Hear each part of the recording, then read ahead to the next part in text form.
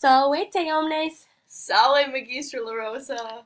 So let's do a little recap on Genevieve's section 6.13. She talked about how everybody was following the Druid system and they really wanted to know what the system was all about. So they sent people to go to Britain. So as we begin translating section 6.14. So the Druids are accustomed to be away from war and they did not wait together with the rest. So let's figure out what everything means in this sentence. Okay, the subject is nominative, the Druids, and those were the priests of Celts in Gaul and Britain. And abello is ablative. It's an ablative of separation, translated from war.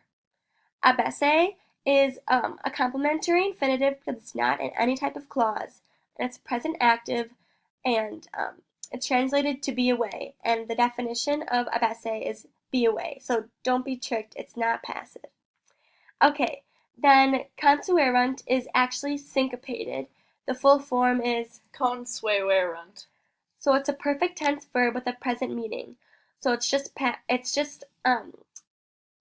translated as are accustomed. Okay, the next section.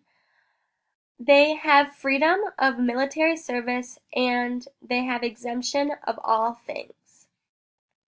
So in that sentence, omnium and rerum are both genitive, and they're going off of the accusative immutantem. So the next section I'm going to translate is tantus to the second et. So having been excited by such great rewards, many both come together by their will in teaching and then we'll hold off there because it gets a little confusing with all the ands. You can see the et in line 3 and another et in line 4 and then the que in line 4. It's polysyndeton with all those ets. But tantus premius, which was translated by such great rewards, that's an ablative of means because rewards are they can be tangible things. And when they were talking about the rewards, and they really meant that they were exempt from military duty, they had no taxes, no public duties, and they had judicial and religious authority, so they were really, really like great and valued rewards. Excitati is a PPP, so that was translated having been excited, and then the et after the ablative tantus premius, and then the et right after conveniunt. Those are correlative. So remember that the first et is translated as both, and the second one is translated as and. And if you don't do that, it's a little confusing, but yeah, so they're correlative, both and.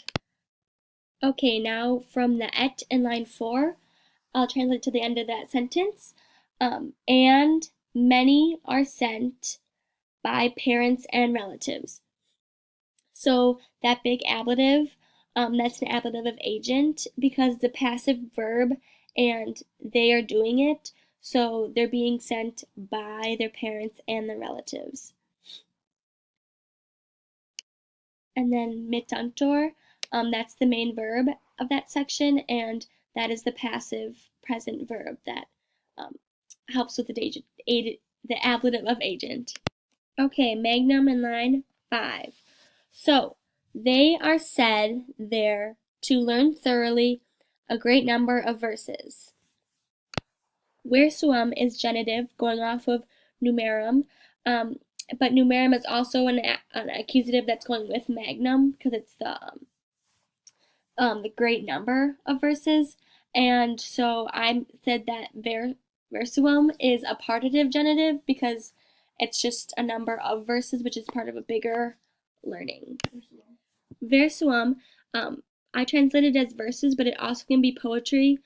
That might make more sense. Like they're learning a great number of like verses of poetry, so that kind of can help with defining it as a partitive genitive. And then the next section, and so some remain in the course of training 20 years. So no Winkensos, that's an ablative of time, 20 years. And then Nonuli, it's Litotes, because it's kind of a double negative. It's like no one, but that's actually like someone or some. And in this case, because the um, subject is referring back to the Druids and it's plural, it would be some instead of several. So some remain. And then permanente is just a present active. And so that's the end. So a quick recap. My section talked about how the Druids did not have to go to war, and they did not have to pay taxes, and they did not have to participate in civic obligations.